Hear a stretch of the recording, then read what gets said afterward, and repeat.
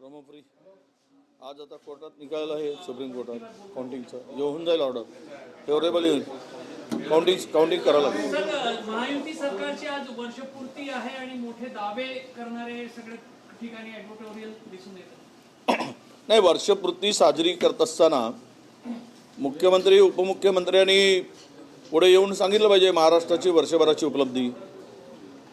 पण आता महसूल मंत्री सांगतात ते 5 स्टार हॉटेलमध्ये बसून जर वर्षपूर्तीची सांगत असतील, मला वाटतं या सरकारची वर्षपूर्ती सांगताना आहे काय सांगायला. ही वर्षपूर्ती म्हणजे शेतकऱ्यांच्या दररोज होणाऱ्या 2-3 आत्महत्येची वर्षपूर्ती आहे.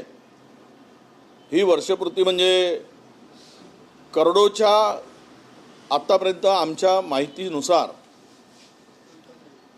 धनदान्यांना, बिल्डरला, डेव्हलपरला मंत्र्यांनी आपसात वाटून जवळपास 10 लाख कोटीच्या जमिनी बळकावल्या आहेत. त्यामध्ये अदानीसुद्धा, अंबानी सगळ्यांचं नाव आहे. आणि मंत्री आहेत, उपमंत्र्यांचा मुलगा आहे. ही वर्षाची उपलब्धी त्यांनी सांगावी. महिलावरील अत्याचार वाढलेत त्याची उपलब्धी सांगावी. बेरोजगारी किती वाढली त्याची उपलब्धी सांगावी. केलं काय, कुठला इन्फ्रास्ट्रक्चर उभं झालं, रस्त्यांची खस्ता अवस्था झाली, रस्ते असतील, सिंचन असेल. आता मराठवाड्यात आलेला जो काही प्रचंड पूर आला आणि त्यातून शेतीचं नुकसान झालं, त्याची काय उपलब्धी आहे ते सांगावी.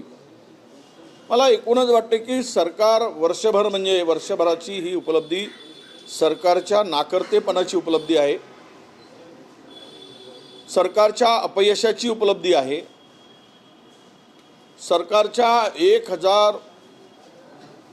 सरकारच्या दरवर्षी होणाऱ्या 1000 शेतकऱ्यांच्या आत्महत्यांची उपलब्धी आहे.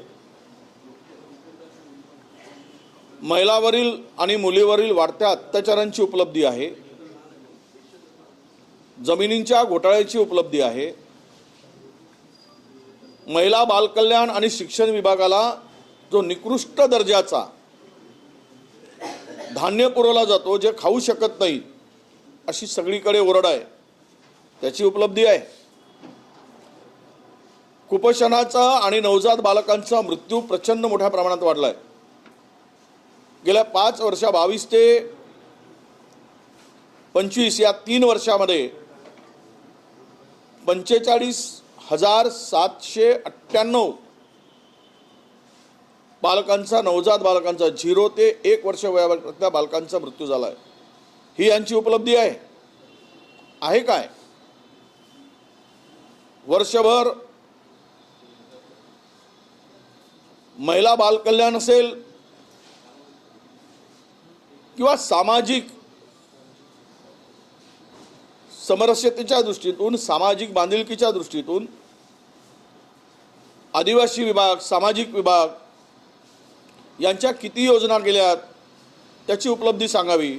आणि म्हणून माझी सरकारकडे मागणी आहे की वर्षभराच्यासाठी पुण्या मंत्र्यांनी प्रेस कॉन्फरन्स घेऊन उपलब्धी सांगण्यापेक्षा या अधिवेशनामध्ये एक श्वेतपत्रिका त्यांनी काढावी आणि श्वेतपत्रिकेच्या माध्यमातून उपलब्धी सांगावी. म्हणजे जनतेच्या पुढं वर्षभरातील सरकारच्या कामगिरीची माहिती जनतेपुढे उघड होईल. तुम्ही विरोधी पक्षनेते झाले, अनुभवी नेते, तुम्ही या सरकारला 0 ते 10 किती गुण द्याल? अहो, गुणच काय, ज्यांनी परीक्षाच दिली नाही त्याला गुण देण्यात काय अर्थ आहे. परीक्षेपासून पळ काढतायत आणि उद्या खोटं प्रमाणपत्र दाखवतील, त्याला काय सांगण्यात अर्थ आहे. त्यामुळे याला गुण देण्याचा विषयच नाही. कारण ज्यांनी परीक्षाच दिली नाही, परीक्षेपासून पळ काढला आहे, त्यांना गुण देणं मला तरी वाटतं नैतिकतेच्या आधारे योग्य होणार नाही. सर्वे झालेले आहे, त्या सर्वेमध्ये मुख्यमंत्री म्हणून देवेंद्र फडणवीसांना 40% पर्यंत पसंती देण्यात आली. त्याचबरोबर राजकीय ध्रुवीकरणाचा फायदा हा राज्यात भाजपला होतोय असं या सर्वेचं म्हणणं आहे. नाही, आमच्याही मुख्यमंत्र्यांना 60% पर्यंत उपलब्धी दिली. तुम्ही माहिती घ्या. वृत्तपत्र ज्यांची सत्ता असतात त्यांना जास्त गुण देत असतात. असं आहे, तपासणीचं काम जर हेडमास्टरकडे असेल आणि हेडमास्टरचा पोरगा परीक्षेला बसला असेल तर त्याच्यातून 10-20% गुण वाढवून दिले तर नवल वाटायचं काही कारण नाही. असाच प्रकार महाराष्ट्रामध्ये आत्ता दिसतो आहे. त्यामुळे त्या टक्क्याला किती मिळाले त्यापेक्षा जनतेला किती टक्के मिळालं हे महत्त्वाचं आहे.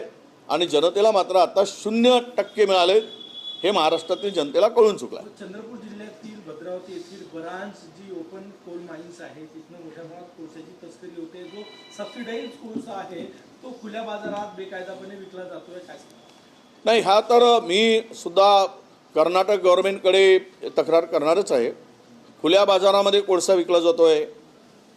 ज्या अटीवर जमीन दिल्या त्याचा एन्व्हायरमेंट क्लिअरन्स नाही, ज्यासाठी जमीन उपलब्ध म्हणजे गायरान जमीन दिली, निस्तार हक्काची जमीन दिली, त्या जमिनी देत असताना त्यांचं पुनर्वसन महत्त्वाचं होतं. जवळपास 84 हेक्टर जमिनीला या बरांच कोल माइन्सला 2023ला एन्व्हायरमेंट क्लिअरन्स दिलं. या परवानगीच्या वेळी ज्या अटी आणि शर्ती घातल्या होत्या त्या एकही अटी शर्ती त्या बरांच एवढ्या मोठ्या कोल माइन्सनी पूर्ण केल्या नाहीत. फॉरेस्ट डायव्हर्शन आदेश देताना निस्तार हक्काची जी काही जागेला कुठलीही बाधा पोचवायची नाही, कारण निस्तार हक्क म्हणजे शेतकऱ्यांच्या गायरांसाठी, गुरं चारण्यासाठी आणि त्यांना लाकूड लागतोय किंवा गावाच्या व्यवस्थेसाठी ती जागा रिझर्व असते, ती सुद्धा भडकावून टाकली. प्रकल्पग्रस्ताची पूर्ण पुनर्वसन होत नाही तोपर्यंत जागेचा वापर करू नये, पण सगळी जागा खोदून मोकळे झालेत. हेही केलं त्यांनी. ईसीने सांगितले की ETP म्हणजे खदानीचा सांडपाणी आणि प्रादुर्भाव जो आहे ट्रीटमेंट प्लॅन्ट तो सुद्धा लावला नाही. पूर्ण पाणी नदीत घातला जात आहे. आणि ईसीने सांगितलं STP प्लांट लावा, ते केलं नाही. गाडीचा वापर करूनही कन्व्हेअर बेल्टने कोळसा उचलावा, सेन्सिटिव्ह झोन आहे, ते सुद्धा केलेलं नाही. आणि ग्रीन बेल्ट एरिया तयार करावा असं सांगितलं. यापेक्षा खूप गोष्टी आहेत. आणि खुल्या बाजारात कोळसा विक्री सर्रास सुरू आहे ब्रांच कोलमधून, ती विकता येत नाही, तो गुन्हा आहे. त्याच्यावर हे सगळे तेथील अधिकारी पूर्णतः मिलीभगत करून मिळून यामध्ये त्या बरांजला मदत करत आहेत. कलेक्टरपासून सगळ्यांचा सहभाग, फॉरेस्ट अधिकाऱ्यापासून तर मंत्रीपर्यंत, आपल्या फॉरेस्ट मिनिस्टरसुद्धा, एन्व्हायरमेंट मिनिस्टर, या सगळ्याकडे त्यांनी त्यांचे हात ओले केले आहेत. त्यामुळे या बरांजला कारवाई होत नाही आहे. हा प्रश्न विधानसभेत आम्ही मांडू आणि सरकारला याचं उत्तर द्यावं लागेल. हा जो प्रचंड मोठा घोटाळा केला जातो आहे कोळसा खाणीमध्ये, ते त्याचं सोक्ष मोक्ष लावल्याशिवाय आम्ही शांत बसणार नाही. भाऊ, नाशिक पुणे जो सेमी हायस्पीड रेल्वे मार्ग होता तो संगमनेर मधून जर झाला नाही तर मोठं आंदोलन करण्याचा इशारा सत्यजित तांबे यांनी दिला. सत्यजित तांबेंना शुभेच्छा आहेत. कधीतरी आंदोलन केलं पाहिजेत, करावं, आणि त्याही चांगल्या कामासाठी करत असतील तर आनंद आहे आणि केलं पाहिजेत. मुळात तो रस्ता जो जातो आहे तो खऱ्या अर्थानं सत्यजित तांबे म्हणतात त्याप्रमाणे त्याचा उपयोग होईल. नाहीतर ज्यांनी जमिनी घेऊन ठेवल्या आहेत तिथून जर तो रस्ता काढला गेला तर केवळ भूखंडधारकांना फायदा होण्यासाठीच तो रस्ता आहे असा त्याचा अर्थ होईल. नागपूरमध्ये अवघ्या 8-10 दिवसाचं अधिवेशन होतं 7 ते 14. तुम्हाला वाटतं ज्या हेतूने हे अधिवेशन नागपुरात विदर्भात होतं तो हेतू साध्य होईल? कारण विदर्भातल्या शेतकऱ्यांच्या अनेक अडचणी आहेत, त्याच्यावर सरकार काय करेल? हे बघा, 7 दिवसाचं अधिवेशन आहे. शनिवारी ठेवलं, रविवारी ठेवलं. मला काय कळत नाही, तुम्हाला अधिवेशनच घ्यायचं होतं कशाला घेताय? काय गरज होती? आणि घ्यायचं होतं तर बजेट अधिवेशन घ्या मग, 4 आठवड्याचा 5 आठवड्याचा एवढ्या मार्चमध्ये. कारण मुख्यमंत्री नागपुरातले आहेत. विदर्भीय लोकांना 11 वर्षाची अविरत सत्ता, प्रचंड सत्ता असताना तरुणांना रोजगारासाठी पुणे, मुंबई, हैदराबाद, बेंगलोर गाठावं लागतं. हेच या सरकारचं अपयश आहे. तुम्ही बघा, प्रत्येक गावातील 1-2 तरुण हे हैदराबाद, बेंगलोर, पुण्यामध्ये आहेत. नागपुरामध्ये रोजगाराच्या संधी आहेच नाहीत. मग काय केलं सरकारने? काय उपलब्धी आहे मुख्यमंत्र्यांची? हेही याचं उत्तर मिळालं पाहिजे.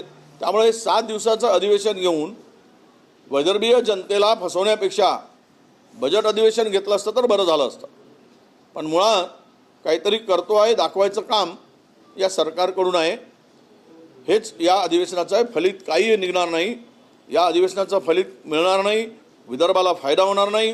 पुन्हा काहीतरी आचारसंहितेचा बगुलबोवा पुढे आणून घोषणा करणार नाहीत आणि तोंड पानं विदर्भीय जनतेच्या तोंडाला पानं पुसण्याचं काम या अधिवेशनातून होईल असं मला दिसतं. दोन्ही सभागृहामध्ये विरोधी पक्ष नेते नाही, खालच्या सभागृहात नाही, वरच्या सभागृहात नाही. त्यांना लोकशाहीच कुठे मान्य आहे? लोकशाही मान्य असती तर आतापर्यंत निर्णय घेतला असता.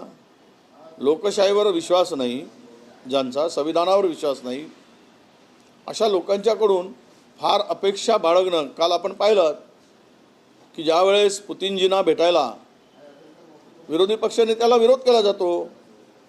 आजपर्यंतच्या इतिहासामध्ये कधी असा विरोध झालेला नव्हता. तो सगळ्यांनी पाहिला. त्यामुळे विरोधी पक्षाची भीती वाटावी हेच भीती वाटते. त्यामुळे त्यांना विरोधी पक्षनेता करत नाहीत. कारण केलेली पापं उघडी पडू नयेत, ती झाकली राहावीत म्हणूनच सरकारचा हा प्रयत्न सातत्यानं असतो. भाजपने कोणतीही परवानगी न घेता जाहीरनाम्याचा कार्यक्रम मरीन ड्राईव्हवर घेतला आणि काँग्रेसने तोच कार्यक्रम तिथे घेतला, मात्र त्यावर गुन्हा दाखल करण्यात आला असं सचिन सावंत यांनी ट्विट केलेलं आहे. ते बरोबर आहे ना. विरोधकावर गुन्हा दाखल करायचं असा पोलीस यंत्रणा आहे. तुम्ही काही धिंगाणा घाला, तुम्ही काही नंगा नाच करा, तुम्हाला कोण अडवणार नाही. तुम्ही कापून टाकायची भाषा करा, तुम्ही कोणाला मारून टाकायची भाषा करा, गुंडांना सोबत घेऊन चला, काही फरक पडणार नाही. कारण त्यांना मुभा आहे, सरकार आहे ना. हे महाराष्ट्रातली जनता उघड्या डोळ्याने बघताय. जर त्याच ठिकाणी तो कार्यक्रम होत असेल आणि त्या सत्ताधाऱ्यांवर कारवाई होत नसेल आणि काँग्रेसवर कारवाई होत असेल तर हे विरोधकांना दाबण्याचा संपवण्याचा प्रयत्न आहे. सर, हिंदी में जानना चाहेंगे, राहुल गांधी ने कल आरोप लगाया कि विदेशी मेहमानों को विपक्षी नेता से मिलने नहीं दिया जाता. इस पर भाजपा ने सीधे से नकारते हुए कहा कि राहुल गांधी झूठ बोल रहे हैं. अब वो झूठ कौन बोल रहे हैं हिंदुस्तान में सबको पता है. भारतीय जनता पार्टी जुमलों की पार्टी है, झूठ बोलने वाली पार्टी है, सबको पता है. अगर राहुल जी ने प्रेस के सामने आकर बताया है उनको मिलने नहीं दिया जा रहा है, उन्होंने समय मांगा था, उन्होंने मिलने की कोशिश की और भारतीय जनता पार्टी पहली बार हुआ है इतिहास के अंदर में स्वतंत्रता के बाद जब भी कोई मेहमान बड़ा नेता पूरे दुनिया से आते हैं और शक्तिशाली नेता आते हैं या छोटे भी कोई देश के आते हैं, जब लीडर ऑफ अपोजिशन मिलना चाहते हैं तो उनको आराम से मिलना दिया जाता है. अब ये लोगों को डर होगा कि राहुल गांधी मिलेंगे तो हमारे जब सब घोटाले हैं, भारत की जो परिस्थिति है, इंडिया की जो इकोनॉमिकल हम लोग आज हमारी अवस्था बन गई है, सामाजिक जो इस इंडिया में भारत में जो स्थिति बनाई गई है, जो रिलीजन्स को एक में के खिलाफ में लड़ाया जा रहा है, जो भारत को अस्थिर करने का काम हुआ है, कमज़ोर करने का काम हुआ है, ये सब पता चल जाएगा. इसलिए वो डर के मारे नहीं मिलने दिया होगा. महाराष्ट्र चुनाव मतगणना को लेकर नागपुर हाईकोर्ट ने जो निर्णय दिया था उस पर सुप्रीम कोर्ट में सुनवाई होने वाली है. नहीं, आज सुनवाई होने वाले. हमें विश्वास है कि काउंटिंग करने के लिए ये कोई ऐसा हाई कोर्ट के आदेश को रद्द किया जा सकता है और इसकी जा होगा ऐसा हमें विश्वास लगता है. तो कोई ये जो ऑर्डर हुआ था हाई कोर्ट का, जबकि आने वाले चुनाव है, अगर यहाँ पे 268 नगर परिषद का चुनाव क्लियर होता है तो इसका परिणाम क्या जिला परिषद और महानगर पालिका पे नहीं होगा? या क्या 20 नगर परिषद का चुनाव बाकी है उसके ऊपर होगा? ये जो बताया गया है ये इसमें कोई मुझे ये नहीं लगता, वो तथ्य नहीं लगता है. इस तरह के आदेश जो न्यायालय के आए हैं वो हमें अन्याय लगता है. इसलिए सुप्रीम कोर्ट में आज के अपील में काउंटिंग के लिए रास्ता खुला होगा ऐसा हमें विश्वास लगता है. आज सुप्रीम कोर्टात जे काही सुनावणी आहे काउंटिंगच्या संदर्भात, ही काउंटिंग व्हावी अशी सर्व लोकांची मागणी आहे. 20 नगर परिषदांच्या निवडणुकासाठी 248 नगर परिषदांचा निकाल थांबवणं हे योग्य नाही आणि परिणाम होतो बाकीच्या निकालावर असं जर म्हणत असेल तर मग उद्या जिल्हा परिषद आहेत, नगर परिषद आहे, त्यावरही परिणाम होईल. मग सगळेच निकाल थांबवा, निवडणुका घेऊन टाका आणि मार्चमध्ये एप्रिलमध्ये सगळे रिझल्ट द्या, असं त्याचा अर्थ निघेल. त्यामुळं हायकोर्टाचा जो निकाल आहे तो आम्हाला अन्यायकारक वाटतो, आमची भूमिका आहे. त्यामुळे सर्वोच्च न्यायालयामध्ये न्याय मागण्याची भूमिका आम्ही स्वीकारली आहे आणि आम्हाला वाटतं की तो नक्की काउंटिंगसाठी निर्णय होईल आणि सर्वोच्च न्यायालय न्याय देईल ही अपेक्षा आहे. महाराष्ट्र सरकार को 1 साल पूरा मुनगंटीवार हुआ है, क्या विवाद कहेंगे? प्रकरणात दिग्विजय पाटील महाराष्ट्र सरकार को 1 साल की उपलब्धि 0 है. जिन्होंने एग्ज़ाम ही नहीं दिया है उसको क्या परसेंटेज मिलेगा. सवाल यही आता है कि साल भर में रोज़ 3-4 किसान सुसाइड करते हैं, बेरोजगार युवा सुसाइड कर रहा है, कॉन्ट्रैक्टर सुसाइड कर रहा है. तो क्या उपलब्धि है इनकी, क्या इंफ्रास्ट्रक्चर में कितना खर्चा किया, सोशल जस्टिस पे कितना खर्चा किया, सब योजनाएं उन्होंने पूरा की पूरी तरह से बंद करके रखी है. वहाँ का फंड्स दूसरी तरफ डाइवर्ट किया जा रहा है. इनकी उपलब्धि क्या है. कानून सुव्यवस्था पूरी तरह यहाँ पे बिगड़ चुकी है.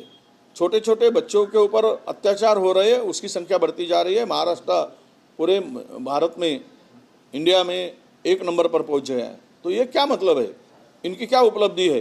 भ्रष्टाचार चरम सीमा पर है. जमीन के घोटाले रोज के रोज नए नए घोटाले सामने आ रहे हैं. ये सरकार एक निकम्मी सरकार के रूप में काम कर रही है. केवल लाडला डेवलपर बिल्डर कॉन्ट्रैक्टर इसके लिए ही काम हो रहा है. लाडली बहन वगैरह कुछ नहीं है. लाडला किसान नहीं रहा, लाडला ठेकेदार कॉन्ट्रैक्टर बचा है. और लाडले कॉन्ट्रैक्टर के लिए ये सरकार काम कर रही है. यही इस सरकार की उपलब्धि आहे. मुनगा जमीन गैरव्यवहार प्रकरणात दिग्विजय पाटील याला पुणे पोलिसांकडून 8 डिसेंबरपर्यंत मुदतवाढ दिली. असं हे सर्व गोड बंगाल आहे. सगळे सत्ताधाऱ्यांच्या दबावाखाली काम चालू आहे. त्या शीतल तेजवानीला VIP ट्रीटमेंट मिळाले, VIP वागणूक. सरकारी जमीन विकणाऱ्याला 2000 करोडची अशा पद्धतीची जर वागणूक मिळत असेल तर स्वाभाविक आहे. जर विकणाऱ्याला कारवाई होत असेल तर घेणारा तेवढाच दोषी आहे. पण त्याला मुदतवाढ देत असतील तर अधिवेशन काढून घेणं आणि अधिवेशनानंतर हे आपलं पाप उघडकीस येऊ नये, बिंग फुटू नये आणि आरोपींना वाचवता यावं, मुख्य आरोपींना, हा त्यामागचा उद्देश आहे असा आमचा स्पष्ट आरोप आहे. चलो.